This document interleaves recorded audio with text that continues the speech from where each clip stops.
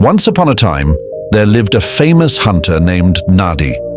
He was skilled in his craft, his arrows rarely missed, and his traps were the most efficient in the region.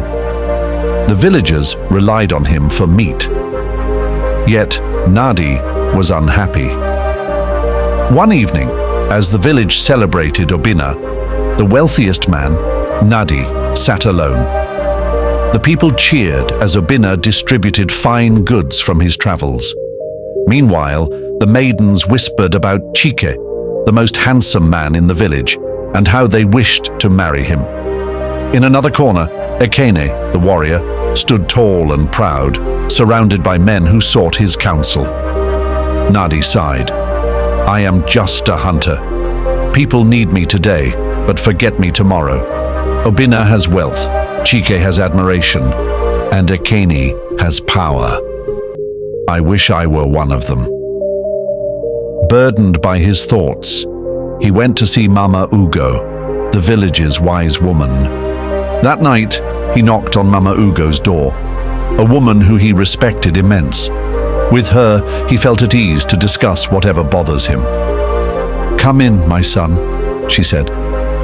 Inside, she studied his face. "What troubles you, Nnadi?" "Mama, I am tired of being a hunter. I'm not appreciated nor admired enough. Obina is rich, Chike is adored, and Ekene is powerful, and they're admired. People literally worship the ground they walk on. I want to be like them."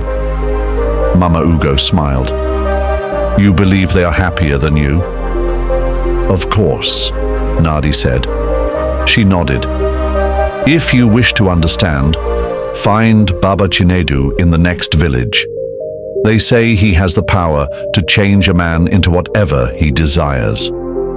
Hope filled Nnadi's heart. That night, he set off on his journey. After a long walk, Nnadi found Baba Chinedu sitting beneath an iroko tree. "Baba Chinedu, I am unhappy. The wealthiest man, the most handsome man, and the strongest warrior in my village all live better lives. I want you to change me into one of them." Baba Chinedu nodded. "Very well, but before I grant your wish, go and ask these men if they are truly happy." Nnadi agreed.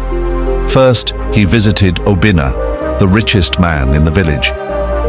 "Obina, you have wealth. People admire you.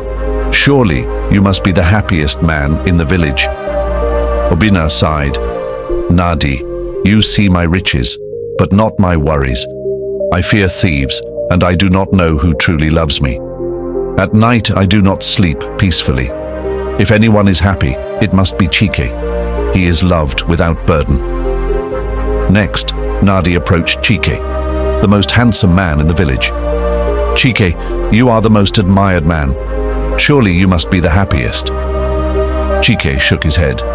"Nnadi, beauty is a burden. Women argue over me. Some spread rumors, and jealous men hate me. I am constantly watched.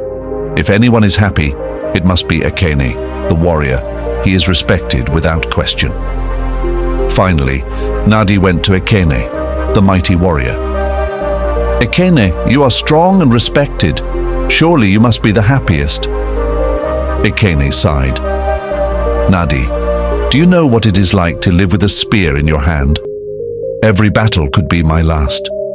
I do not sleep soundly. I always listen for danger. And when there is peace, people forget us.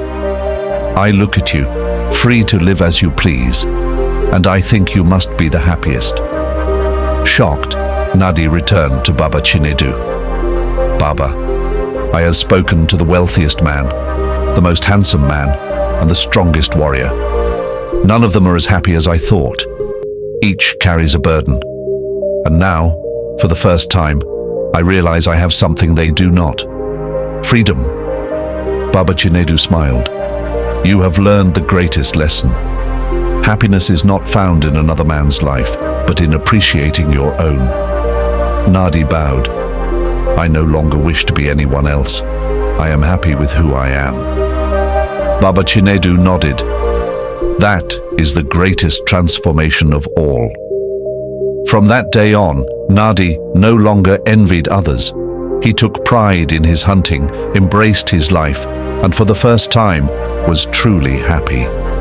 If we spend our lives comparing ourselves to others, we will never be content. True happiness comes from gratitude and appreciation for what we already have.